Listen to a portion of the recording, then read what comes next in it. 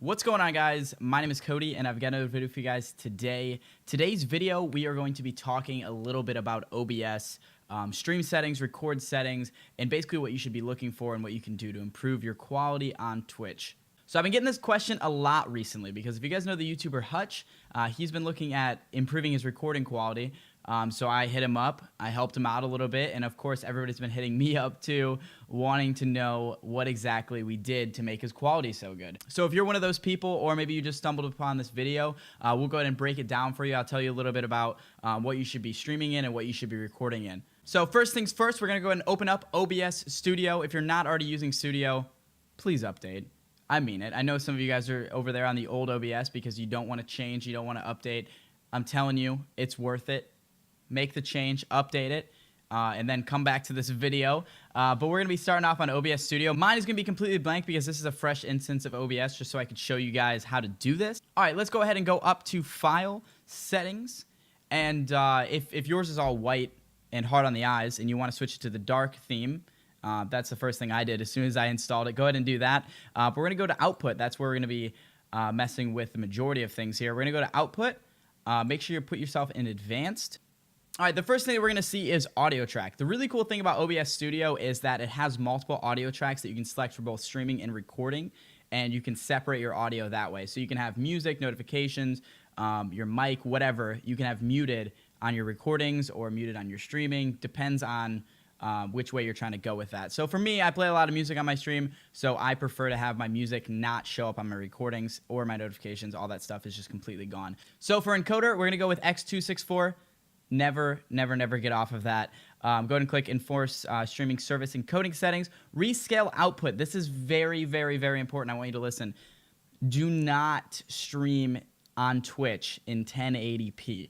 As much as somebody's going to tell you that 1080p looks better, it does not look better on Twitch because, let me tell you, because there is certain bit rates that you need in order to keep up with your resolution and to keep up with your frame rate. So if we're doing like 1080p 60 or even 1080p 30, it just will not look good at the 3500 max bitrate that Twitch allows. If you're streaming somewhere like YouTube where, they allow upwards of 10,000 bitrate, then, you can experiment with 1080p 30 or 1080p 60, but just understand the higher the resolution and frame rate, the higher your bitrate needs to be. So at a cap of 3500, 720p 30 is going to look best. 720p 60 is going to look more fluid, but it's going to look a little bit more pixelated. You can decide if you're going to use a custom buffer size or not. I guess it depends on how stable your internet is. I don't currently use one. Keyframe interval is going to be 2. We're going to go ahead and use a CBR. CPU preset. Okay, so this is very dependent on your CPU. Default is very fast, and that's going to look great. If you have a really nice computer and you just can afford the extra CPU usage, you're going to want to go ahead and bump it down.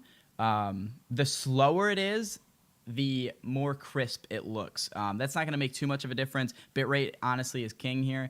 But very fast is going to look fine. If you have, if you're on the struggle bus with a older CPU, you can switch up to super fast or ultra fast. But again, like I said, it's going to look really pixelated. So with the profile, we're going to go on main. Tune, we can just go ahead and leave that on none. I've never really messed around with that. So with X264 options, you're going to go ahead and type in OpenCL equals true. And what that's going to do is it's going to open up your GPU to help encode your stream. You can turn that on or you can just leave it. It doesn't really matter.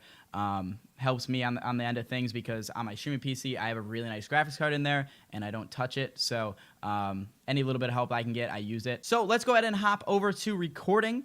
We're going to leave it on standard. Set yourself a recording path that is not an SSD, just somewhere with extra file space. All right, with recording format, I usually go with MP4. You can select whatever you want. FLV is more reliable because if it crashes midway through, you can still save it. But MP4 is nice. You don't have to worry about conversions and stuff like that. And I don't really have too many issues with crashing. Back to what I was saying about audio tracks, you can select as many audio tracks as you want if you set those up through the audio tab. All right, and down here with Rescale Output, you're going to want to put that on whatever your native res is. So for me, that is going to be 1920 by 1080. That's going to make your recording quality 1080p. If you're looking to downscale to 720p, that's fine as well. Like I said, the higher that your resolution is going to be, the higher your bitrate needs to be. So rescale output, I prefer having 1080p 60 FPS videos. So I just went ahead and did that. All right, for bitrate, we're going to go and set that on 1000. Use custom buffer size 0. If you don't have the bitrate option, I think some of the versions don't, you're going to select the pull down and click CRF. We're going to go down to keyframe interval and put that on 2. All right, so right down here is where things start to... All right, so right down here is where things start to get a little tricky. So we're going to uncheck use CBR, or again, like I said, if you have the versions where it's just a pull down, just make sure it's on CRF. All right, so the CRF tab, that is where our quality is going to come from. So the lower this number, the higher the CPU, the higher the file size, and the higher the quality, right? So mine's at about 7. I selected that after messing around a little bit and understanding what was good for my setup, what was good for my hard drive space, what was good for my CPU usage. So 7 is a pretty good sweet spot. I also have a 5960, so it just depends on, you know, what you're able to work with. I know you guys probably think I'm crazy with 1000 bitrate, but just listen. The CRF is basically going to push your computer to pull as much bitrate and keep the quality as high as possible as long as it can. So the lower the CRF, the harder it's going to push your computer. If you make the number higher, like a 15, 20, 25, you're going to get smaller file sizes, not as good of quality. So you can go ahead and mess with that and figure out what's good for you. The CPU preset doesn't matter as much as it did on the streaming tab. Ultra fast is what I use, which is just the fastest. Profile, high. And then again, I have my 264 options on OpenCL equals true so that it can get a little bit extra help from the GPU. And now we can hop on over to audio. Audio, again, is going to be different for everyone. I don't want you guys to just copy and paste this because, like I said, it's going to be different for everyone. I have different tracks for every different audio input that I have. The one that's going to be going out to the stream, you can just leave it on 192. That's all that's going to be utilized.